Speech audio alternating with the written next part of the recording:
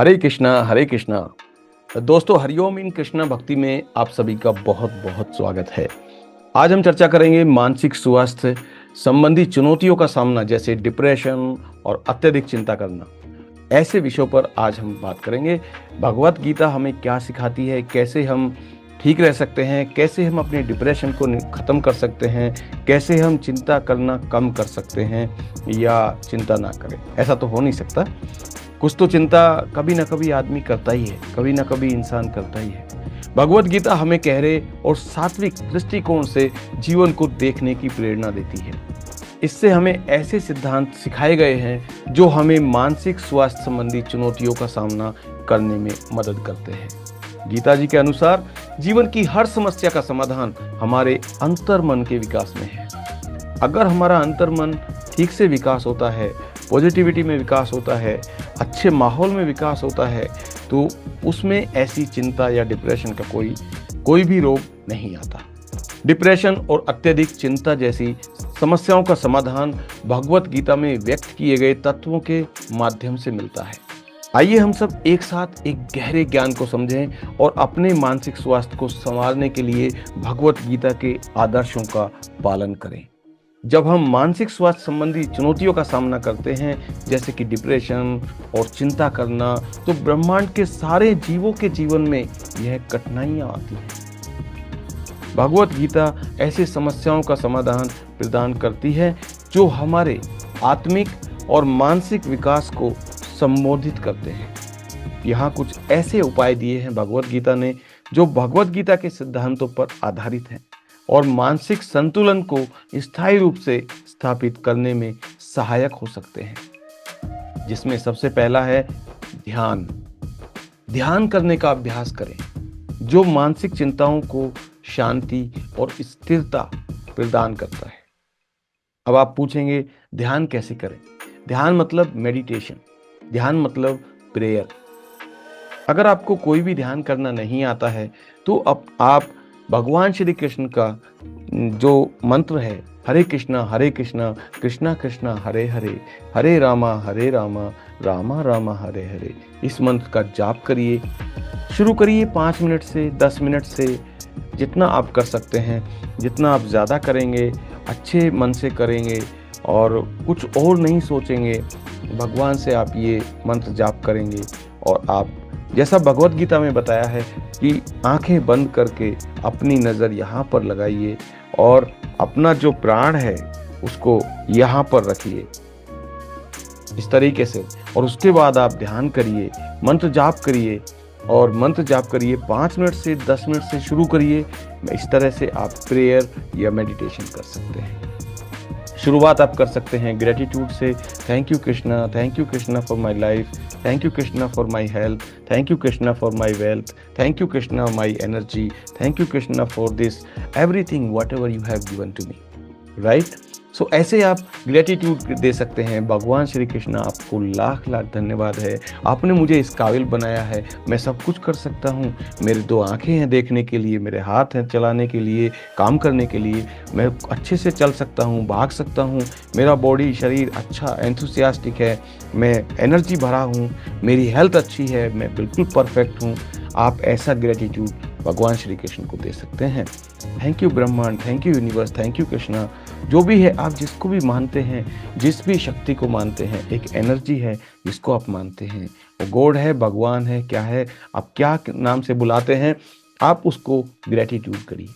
ध्यान लगाइए उसका मंत्र, जैसे हम भगवान श्री कृष्ण का मंत्र करते हैं तो ऐसे ही आप भगवान श्री कृष्ण का हरे कृष्णा मंत्र जाप करिए। 5 मिनट से शुरू करिए और 10 मिनट 15 मिनट जितना आप कर सकते हैं, आपको शांति मिलेगी, मानसिक चिंताओं की शांति। जब आपका क्या होता है, प्रेयर करने से, ग्रेटिट्यूड करने से क्या होता है, हमारा कनेक्शन उस एनर्जी से बनता है, हमारा कनेक्शन भगवान श्री कृष्ण से बनता है।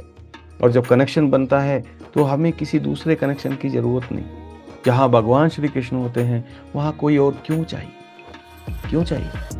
क्योंकि जहाँ भगवान श्री कृष्ण है वहाँ सब कुछ है, वहाँ तो सब कुछ है, वहाँ तो विजय है, सब कुछ है।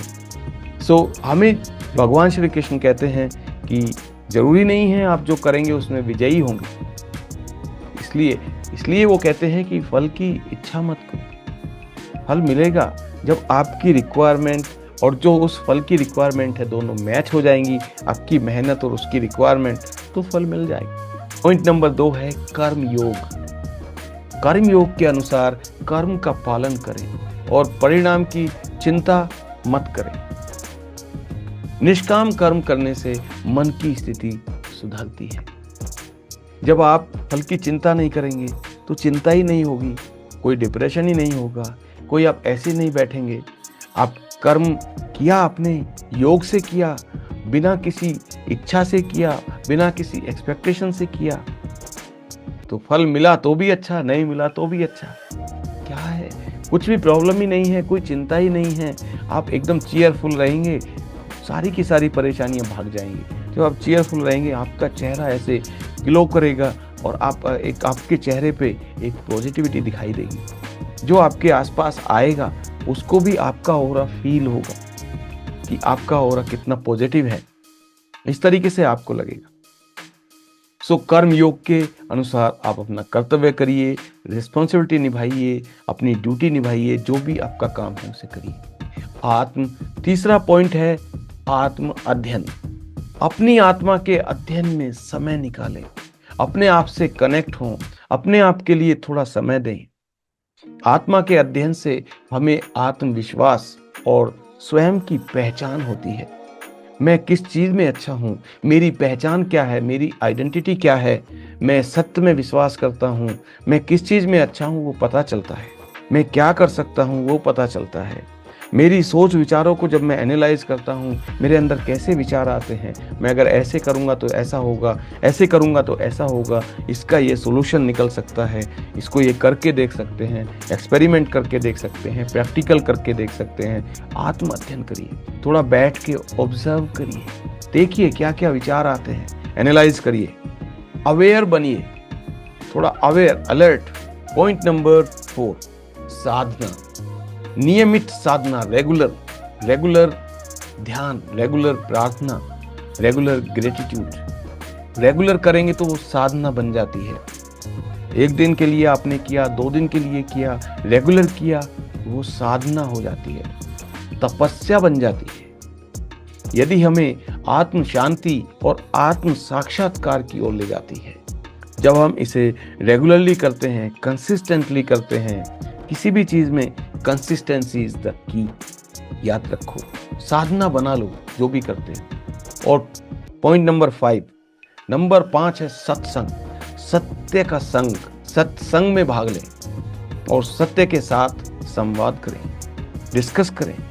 अपने आजू बाजू, अपने कॉलीग जो भी सत्संग वाले हैं उनके साथ बात करें। सत्य की प्राप्ति से हमें मानसिक शक्ति मिलती है।